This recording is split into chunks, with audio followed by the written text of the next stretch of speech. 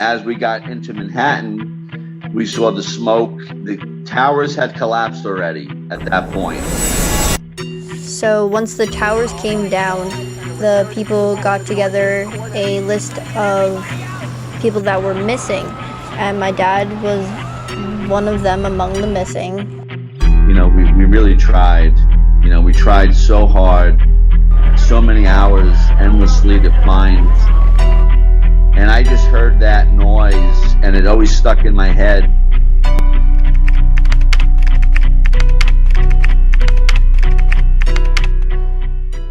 Hello, everyone. This is Roxy from the Beijing News. As the 20 year of 9/11 approaching, today we're going to have a dialogue across time and space. Let's talk about something that happened before 9/11.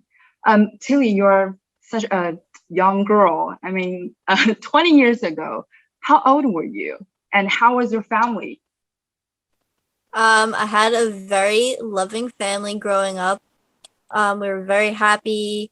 My dad was planning on retiring at his 20 years. So he was 2 weeks from retiring when 9/11 happened. I was 6 years old, 2 months away from my 7th birthday when 9/11 happened. So I was very young, but I do remember that day like it was yesterday. How much do you remember about that day? Could you share it with us? Okay, so the morning of 9/11, my dad was running late for work, and that was unusual because he would usually leave for work before I even woke up for school. Since he was late, I was able to see him the morning before he left. So me and my mom were standing on our stoop, and my dad hugged and kissed us both goodbye. And he walked to the gate to leave to go. And for some reason, he turned around and he kissed us and hugged us both again goodbye. And I watched my dad get into his van, and I watched him drive up the block, and we were waving goodbye to him. She grabbed me and she pulled me out of the school, and she was just like in a panic. And at that point, I still had no idea what was going on. And we got into the car with my neighbor. I didn't really understand exactly what was going on yet until I got to my neighbor's house, and I watched the replay of the planes hitting the World Trade Center. So it was just like complete horror. As the day went on, no one heard from my dad. Victor, during our pre-talk, you also mentioned you met many firefighters on set. Could you tell us more about it? For me, the day I was scheduled to work a 4 to 12, which means I wasn't scheduled to go into work until the afternoon shift. I opened the TV at like 8:30 or about 8:45, and I saw the news with the breaking news saying that the World Trade Center was hit by some small plane or some aircraft. Obviously, I was already getting ready to head to the precinct, and I got to the precinct about 10:30. And what they did was they give us what's called a mobilization card, that in case you're mobilized to a big event and you're missing, they know who was there. So this is something that was also done for the first time. And, as a 6-year cop who doesn't have much experience, I was, what was I at the time? I think I was like 32 years old. And, I was just scared, not knowing what we were going to do or what was going to happen. And as we got into Manhattan, we saw the smoke. The towers had collapsed already at that point. The towers were down. We were driving into the heavy, thick debris and smoke, and people running from lower Manhattan on the West Side Highway as we were going towards the site. We finally got off the bus. We walked a couple blocks to the site, And as we got closer and into the ground, what was known to be ground zero, we just saw something that I really can't describe or want to describe, but it was just something that almost looked like it was out of a movie. It didn't look real. You know, those of us who know what those buildings were, you know, they were 110-story buildings that were the, the punctuation point of Manhattan, lower Manhattan.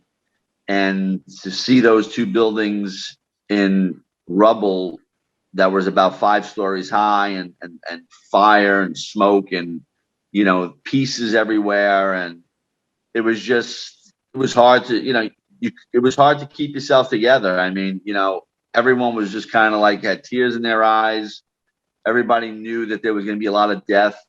Okay. So we know the 343 is the number of firefighters who died that day. And one of them is Tillie's father. I just remember my mom pacing back and forth. She couldn't lay down, and she was just pacing back and forth, and she was holding my dad's shirt that he wore the day before. And I remember her, she was just she was really upset, and I'm sorry. And that's totally understandable. I remember hearing a car pull up, and I went over to the window, and I saw a cop car pull up, and it was my aunt, and her and my mom went out, and they were under the streetlight, and they were locked in a hug because we almost lost her also. So it's still really hard. I hope your father could rest in peace. He is such a brave firefighter. And Victor, during our pre-talk, you also mentioned you met many firefighters on set. And what did you remember the most about everything you saw, hear, or heard on set? Well, the thing I remember the most is that, I heard these chirping noises, and I didn't know what those chirping noises were at first, but a fireman turned to me and said, "Those are guys that are stuck under the rubble, and when they don't move for a certain amount of time, their device goes off, so you could hear where they may be." And I just heard that noise, and it always stuck in my head because it was just endless chirping throughout the site. What do you think? How did 9/11 affect your life during the last 20 years? Well, I came down with cancer in 2007, thyroid cancer. That was a very common cancer coming out of ground zero amongst first responders. So that altered me a little bit because I had to go through a lot of surgeries and treatments and medications. So my life hasn't been the same, physically or mentally. It affects me every day. I think about it every time I hear a plane overhead.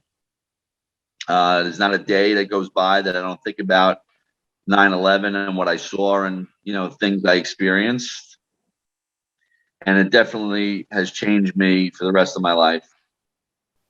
Growing up without my dad from like 7 on was just totally different also, and just a whole different thing. And it affects me to the point where I don't even go into the city really anymore, especially Manhattan. This year is going to be the first year that I am going to Manhattan on 9/11 ever.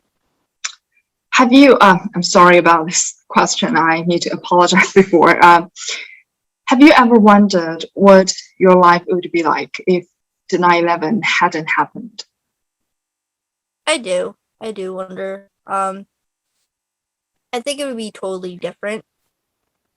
My dad would still be here. I think about him all the time, how at this point, my dad would be turning 65 this year. So I just think about how he would just probably have a big white mustache and enjoying his life in the country where he really wanted to be. And I think sometimes maybe he would have joined the volunteer fire department up here helping these guys maybe, or just enjoying life. And As a child of one of the firemen who Mhm.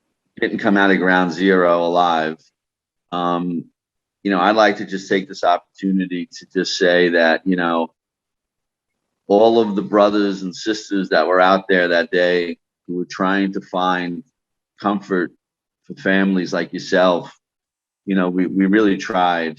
We tried so hard, hearing stories like your story, and it makes me feel like we didn't do our job that day.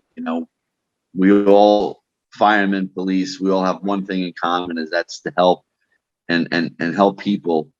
And we were the people that needed the help, and we tried to give that help, but it wasn't good enough. And it's something we live with every day, as a first responder. okay, I just wanted to for going down there and searching, and it just means the world to me. And I like to take the opportunity every time I can to thank first responders for going down there and searching for my dad. It means the whole world to me. I can't even explain it. And I know that they did do the best that they possibly could. It was like a war zone down there. It was. No one was expecting those towers to come down.